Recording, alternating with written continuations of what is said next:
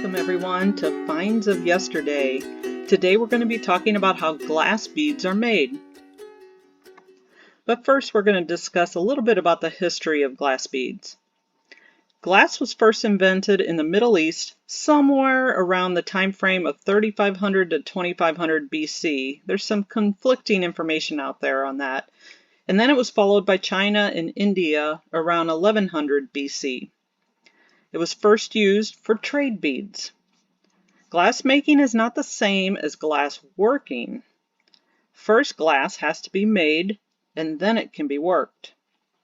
So glass is made of soda ash, limestone, and sand, and then heated. It's a little more complicated than that, but once it's cooled, it can be used in a variety of applications. The way in which glass beads were made is helpful in identifying their origin. So the 5 techniques include furnace winding, lamp winding, drawing, molding, and blowing. The first technique is considered furnace winding, and in this technique an iron rod is poked into the hot glass inside a crucible inside the hot furnace. The molten glass is added to the end of the rod by spinning the rod. It is then removed to be worked and modifications can be made. When done, the bead is reheated till it's red hot and then knocked off the iron rod for annealing and cooling off. Next we have lamp winding.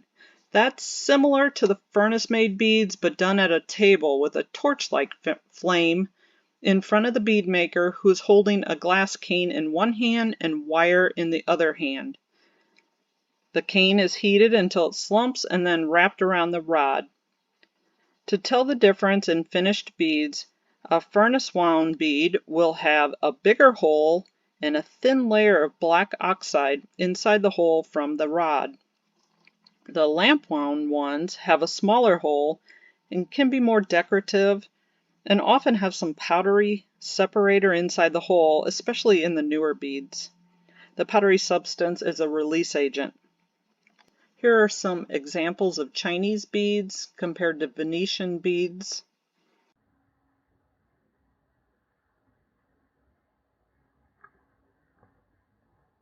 Beads can be shaped with a paddle and other tools.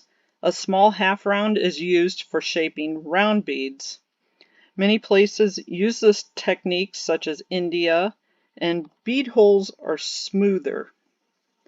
Venetians rounded their beads with a tongue mold or down a small trough, which leaves a little bit of a spiral design near the holes. Here's some molded leaves, and you can see how it's applied in this brooch. And they use these type of tongs to shape them, or they can put them in a mold. The third technique is drawing.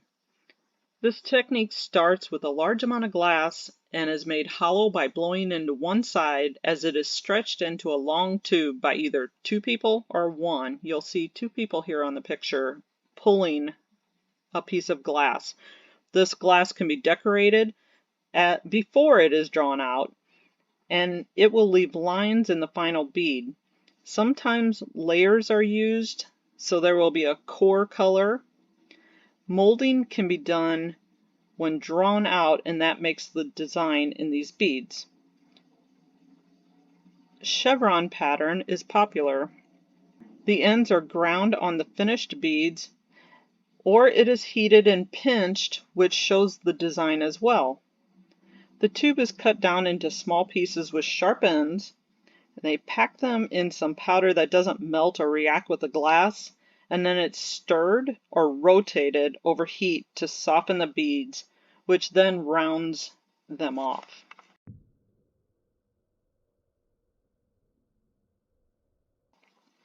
The beads end up more uniform, having air bubbles, and usually the decoration running parallel to the hole. Seed beads are made this way. Next, we have molding. This process has become important in the last 2 centuries.